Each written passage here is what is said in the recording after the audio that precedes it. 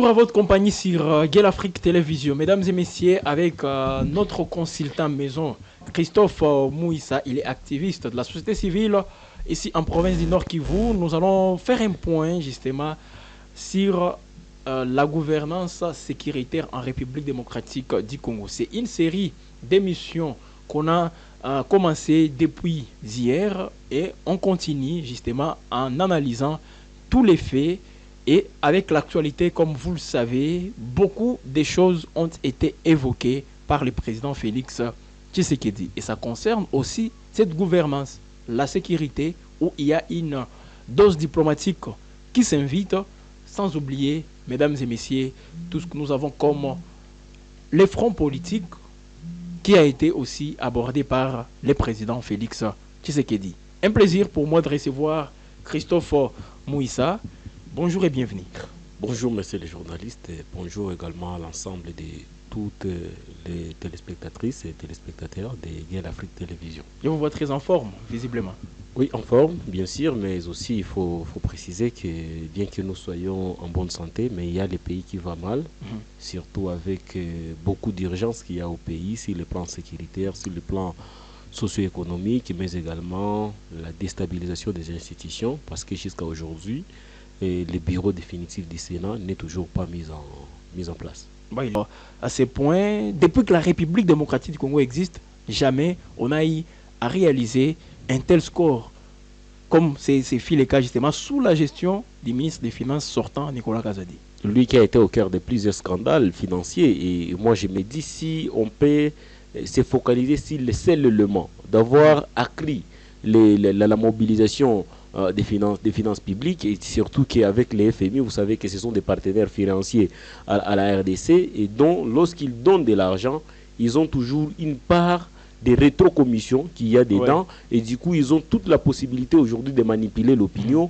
en disant qu'il y a eu de bons scores, parce que dans tous les cas c'est avec ces partenaires là au niveau du gouvernement, principalement les ministères des finances, les ministères des budgets ainsi que la banque centrale, où sont contractés plusieurs budgets. Mais toutes les politiques nécessaires qui peuvent être développées aujourd'hui sans qu'il y ait de l'impact ou de l'influence dans la communauté, moi je pense que ce sont aujourd'hui des politiques qui sont vouées à l'échec, parce que le témoignage de la bonne marche de l'économie doit être senti dans les paniers de la ménagère. C'est-à-dire c'est la population qui doit exprimer effectivement les avancées qu'il y a dans les secteurs économiques ou dans effectivement les circuits financiers. Mais aujourd'hui, laisser ces débats entre les seules tables du président Tshisekedi, du ministère des Finances et des FMI, moi je pense que c'est vouloir tromper la vigilance de la population, parce que depuis l'arrivée de M. Félix Tshisekedi au pouvoir, en tout cas nous ne faisons que voir la dépréciation de la monnaie congolaise, premièrement. Mais il demande à la population de ne pas trop le juger. Mais la population... On lui donne encore le temps pour qu'il fasse les nécessaires. C'est qu'on attend. Il est déjà dans les temps. Ça fait 6 ans, près de 6 ans qu'il Tshisekedi est au pouvoir. Je ne sais pas quel temps encore il en a besoin, alors que l'histoire du monde nous a prouvé qu'il y a eu des présidents qui ont fait moins de 5 ans et ils ont donné des prouesses. C'est le cas par exemple de Thomas Sankara, qui n'avait fait que 4 ans, je crois, au pouvoir. Il y a Laurent Désiré Kabila qui avait fait 3 ans et quelques mois au pouvoir, et il a fait rêver les Congolais. Donc aujourd'hui, nous avons du mal à trouver ces hommes-là capables de faire rêver la population, parce que toute cette lenteur qui s'observe dans le fonctionnement des institutions, avec autant d'urgence que nous avons au pays, en tout cas, nous dirons qu'aujourd'hui, le peuple n'est pas satisfait. Le peuple, au vu de tous les espoirs qu'ils avaient nourris à l'arrivée de M. Félix Tshisekedi et de l'IDPS au pouvoir, en tout cas aujourd'hui c'est une déception qui commence à s'observer, et moi je pense que cela risquerait de créer une certaine méfiance, et s'il y a la méfiance, c'est-à-dire la crise de confiance va régner, et du coup on n'aura plus, on ne fera plus foi au discours politique, que ce soit le président de la République, à qui d'ailleurs je rappelle que le bilan du mandat reviendra à lui seul et non à ses collaborateurs, comme il aime les accuser. On peut dire qu'il est conscient de cette réalité. Voilà pourquoi un défi énorme qui l'attend, il doit justement faire face à ce défi, c'est la sécurité dans l'est du pays.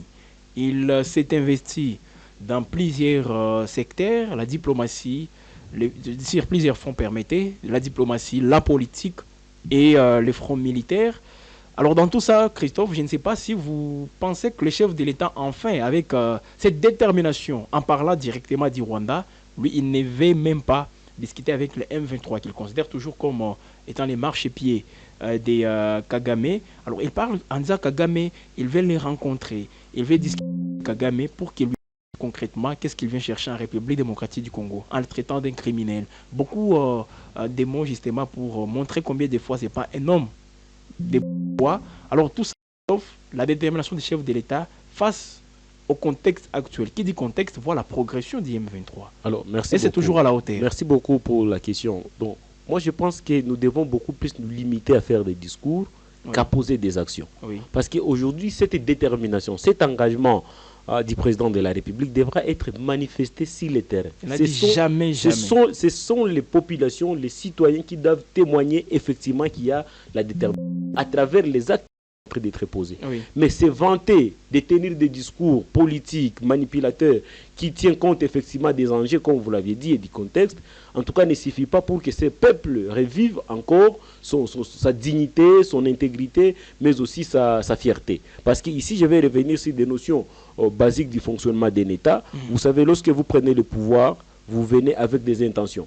Et lorsque vous y arrivez, vous vous confrontez maintenant aux réalités. Donc, en arrivant au pouvoir, si vous ne savez pas qu'un État doit avoir la possibilité de se prendre en charge, c'est que c'est d'abord une erreur.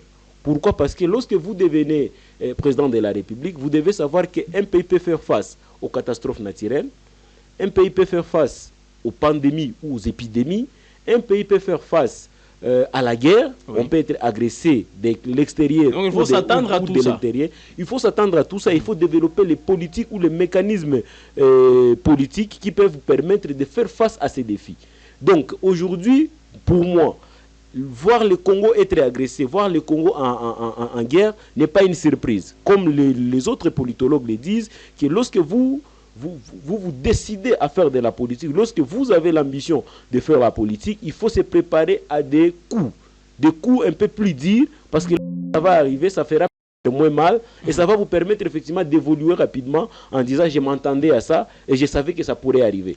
Et du coup, il faut maintenant développer la capacité d'abord de détecter la menace, le danger, avec la possibilité de le prévenir, ce qu'on appelle le pouvoir ou la capacité d'anticipation des événements. Et ça vous permet effectivement de rassurer votre peuple, ça vous permet de les mettre ensemble et de répondre, comme les politologues les disent, d'avoir ce qu'on appelle le principe de réciprocité. En tout cas de nécessité, il faut agir.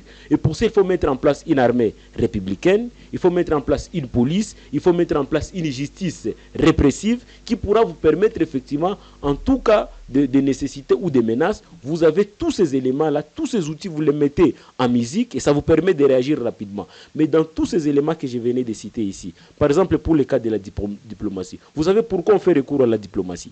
On fait recours à la diplomatie pour trois choses principalement. La première chose, c'est pour obtenir le règlement ou la résolution des conflits entre les belligérants.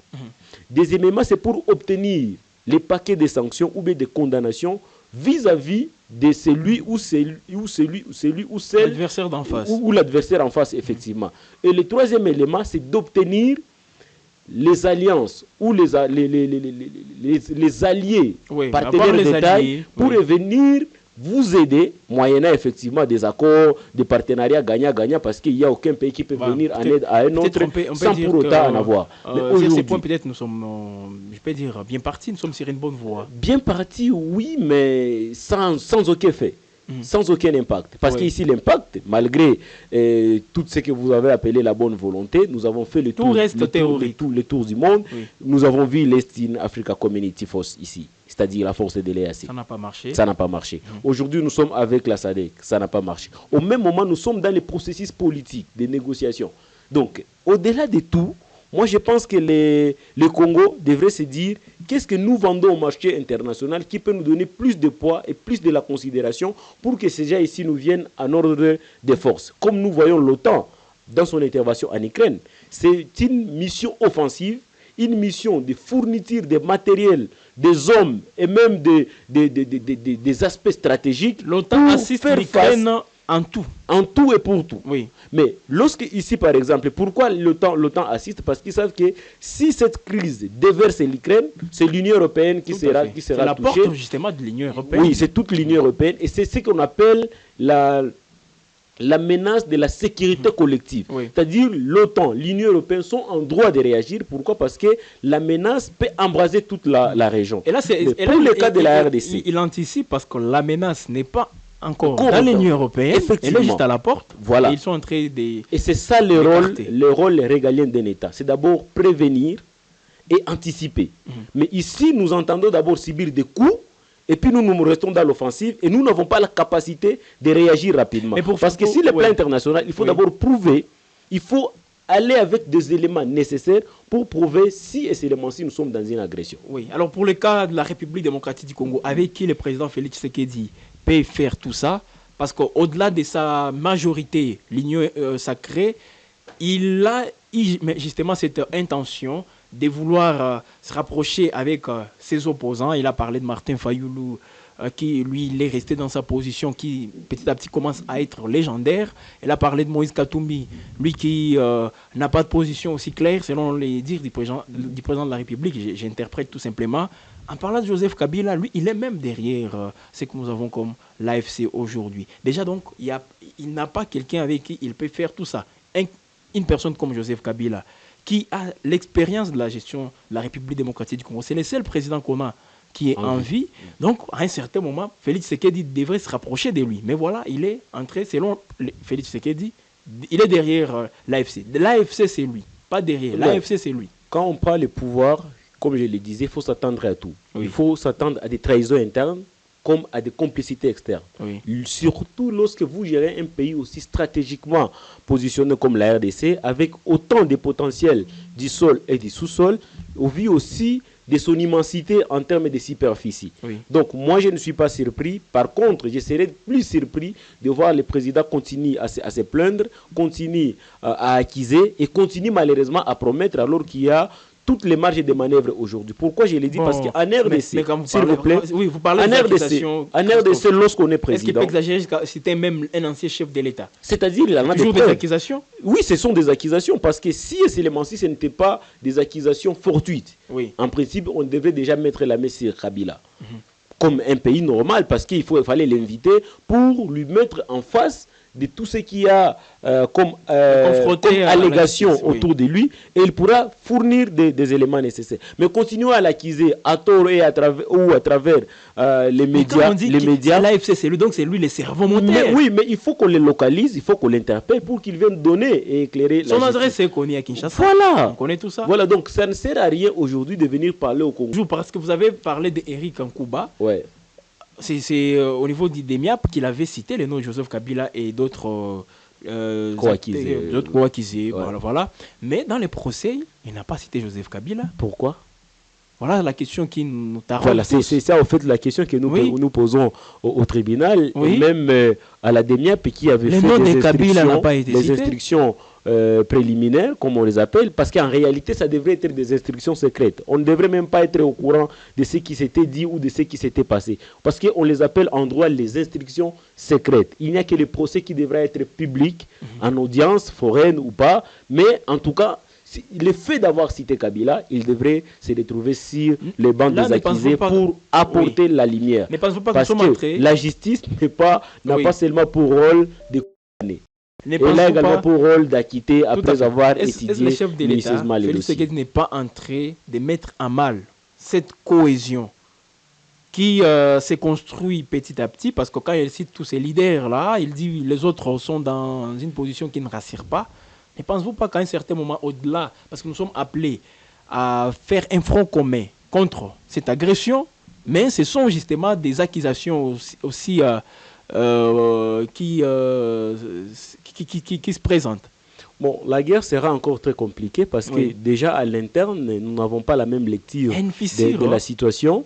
Et lorsque vous n'avez pas la possibilité de communier d'abord avec ceux qui sont en interne, des victimes directes et indirectes. Quand je parle des victimes directes, je vois ceux qui vivent dans des camps de déplacés. Lorsque nous parlons des victimes indirectes, nous voyons tous les militaires qui se battent jour et nuit, les Wazalendo et consorts, et ceux qui sont dans les institutions à Kinshasa, qui ne font qu'envoyer leurs communions ou leurs compassions justement sur les téléphones, sur les médias.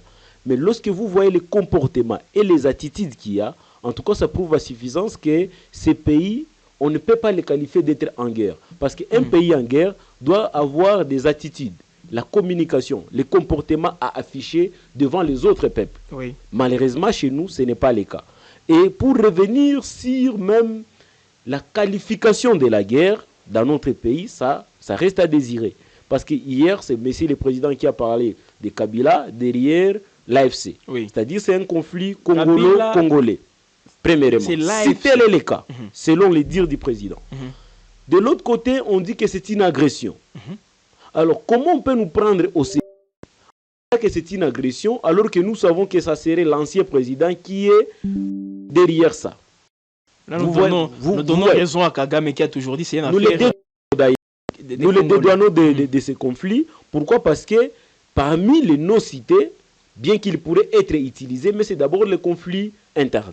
Et vous avez vu les différentes adhésions, les différentes arrestations.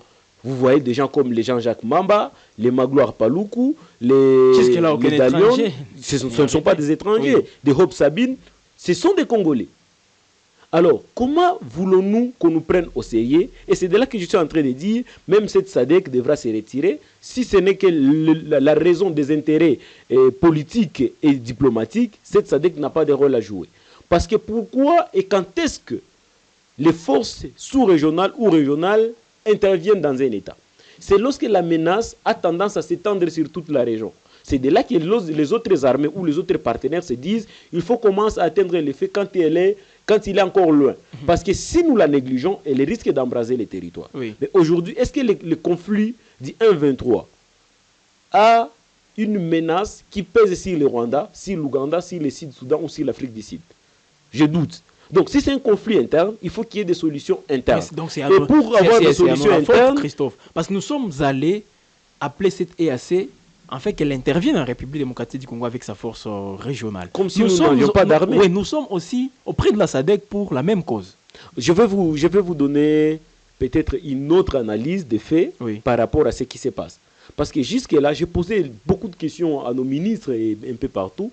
Le fait de recourir aux armées étrangères, aux mercenaires et tout, est-ce que c'est parce que nous n'avons pas des effectifs? Est-ce que c'est parce que nous n'avons pas de logistique? Est-ce que c'est parce que nous n'avons pas de capacités stratégiques? Je n'ai pas eu de réponse. Parce que pour faire appel à des forces extérieures, c'est lorsque vous constatez une certaine faille à l'intérieur. Est-ce qu'aujourd'hui, étant 8e armée en Afrique, nous avons la difficulté des hommes sur le terrain? Non.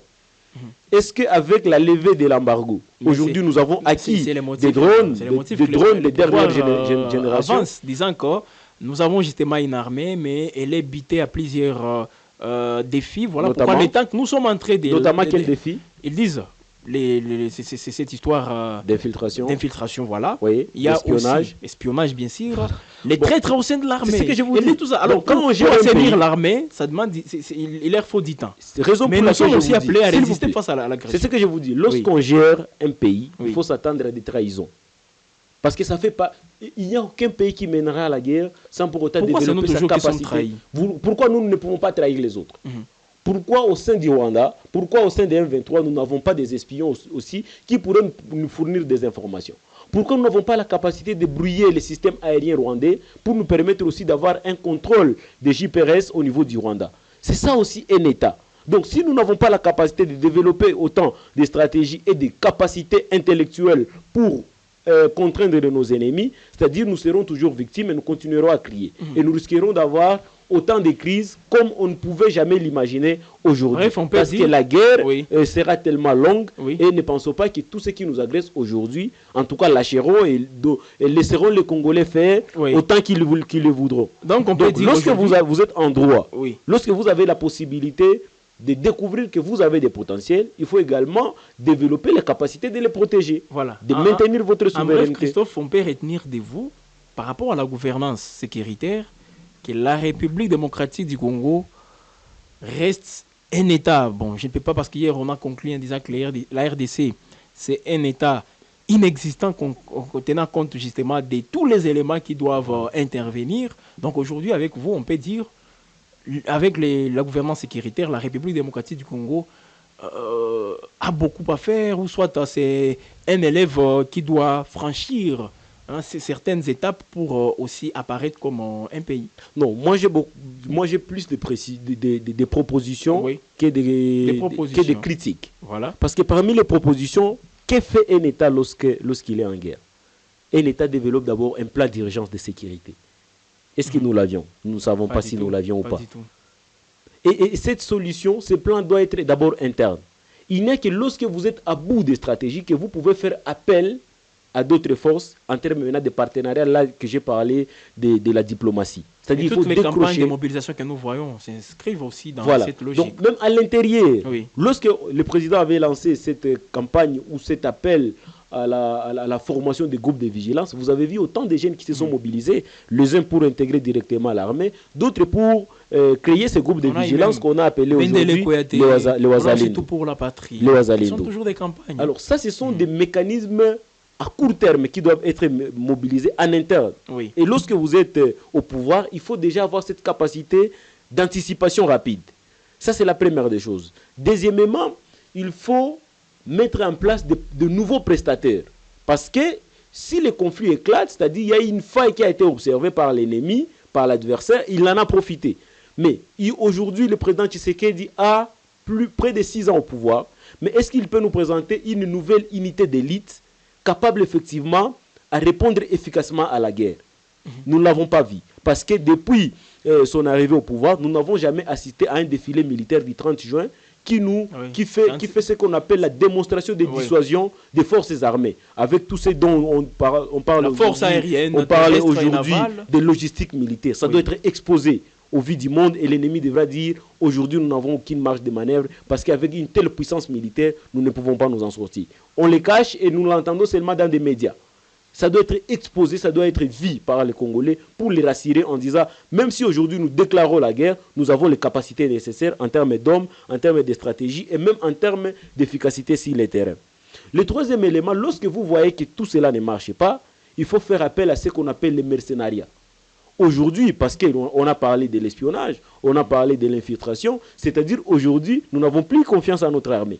Et quand vous n'avez pas confiance à une telle armée, vous n'aurez pas à gagner une guerre. L'armée ne rassure plus. Elle ne rassure plus. Le comble, c'est qu'aujourd'hui, on a même rattaché les hauts officiers près des finances publiques, près des fonds qui sont alloués au fonds. Alors qu'en réalité, un militaire, on ne peut pas lui donner de l'argent. Un militaire, on ne peut pas le faire vivre dans une opulence. Sinon, il ne va plus se battre. Il aura maintenant tendance à protéger les biens financiers ou matériels qu'il possède, au détriment de se battre pour les serments qu'il a prêtés, en fait d'aller mourir pour la patrie. Voilà autant de difficultés. Mais comme aujourd'hui, nous heurtons à cette difficulté, c'est-à-dire pour moi, comme proposition, il faut qu'on fasse appel aux mercenaires pour nous permettre effectivement de signer soit un contrat de 3 mois ou de 6 mois avec des missions spéciales pour leur dire, vous devez éradiquer au bout de ces délais-là tous les groupes armés. Entre-temps, vous serez en train de planifier ce qu'on appelle le plan de réforme, où vous devez tenir compte de la formation, vous devez tenir compte des conditions d'éligibilité ou de recrutement et beaucoup d'autres éléments.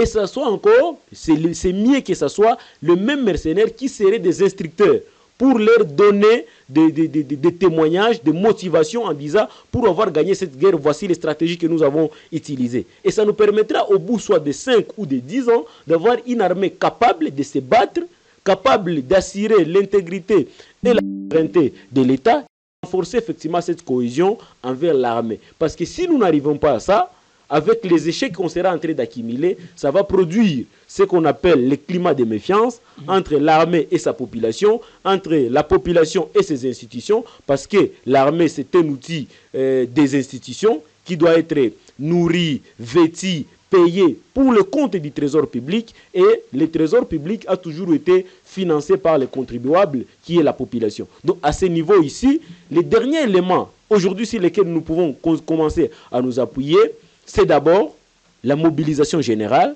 Et ça demande la solidarité, ça demande la communion, ça demande la compassion. Le deuxième élément, ce sont les Wazalendo, qui se sont donnés corps et âme, sans aucun frais, sans aucun sou. C'est l'esprit patriotique qui les anime et il faut exploiter cet aspect des choses. Si nous ne l'exploitons pas, l'ennemi avec ses stratégies pourrait se créer ses propres Wazalendo qui pourraient encore reconstituer un autre danger contre l'État. Donc pour gérer un État, ça demande la symbiose de tous ces éléments et ça demande également des hommes qui ont une vision. Nous sommes très loin. Pas très loin, il suffit seulement qu'il y ait en tout cas cette mise en place des politiques et des intelligences. Même l'intention, vous le dites clairement comme ça, mais si vous demandez à un ministre, peut-être il va... titibé, tourner autour du pont, il n'est pas non, je l'ai dit en tant que citoyen, je l'ai dit en tant que scientifique. Comme eux n'ont même pas cette intention, ils ne savent pas qu'est-ce qu'ils peuvent faire de tout ça. Voilà pourquoi j'ai dit peut-être nous sommes très loin. Bon, très loin, moi je pense que peut-être la guerre pourrait être aussi considérée comme un business dans lequel ils gagnent beaucoup. Et aujourd'hui, ils savent que s'ils mettaient fin à cette guerre, avec autant de revendications du peuple qu'il y a, ils ne trouveront pas de justification. Et les risques seraient que le peuple pourrait tourner contre eux. Et raison pour laquelle ils se disent c'est mieux de maintenir cette situation comme ça, en fait de justifier toujours les retards du développement par la crise. Il y a guerre, il y a insécurité, il y a ceci, il y a cela. Et du coup, ça les dédouane effectivement des autres responsabilités. Parce que dans les 6 piliers, il y a notamment la réduction ou soit l'accroissement du pouvoir d'achat, il y a des questions liées à la protection de l'environnement, il y a des questions de création d'emplois et malheureusement, tout cela n'est pas au rendez-vous. Aujourd'hui, 8 ans au pouvoir. Aujourd'hui, il y a 8 ans au pouvoir. 8 mois déjà au pouvoir. En réalité, parmi les 6 millions d'emplois promis par le président de la République, aujourd'hui, on en verrait peut-être 500 000 qui seraient déjà créés. Voilà, mesdames et messieurs, nous, on ne conclut pas. C'est à vous de les faire. Tenant compte de tout ce que nous venons d'aborder ici comme lecture, à vous donc d'en tirer justement des conclusions et voir où est-ce que vous pouvez vous positionner. Soit là où se trouve, c'est là aujourd'hui qu'ils sont en train de vous dire que tout va bien, et pourtant peut-être rien ne va, ou soit rester dans la position aujourd'hui de ces citoyens qui sont en train de souffrir. Je ne sais pas. C'est à vous de tirer toutes les conclusions et prendre position par rapport à tout ce que nous venons de dire. Commentez, partagez et aimez cette production. Gueule Afrique Télévision reste toujours à votre compagnie. Merci.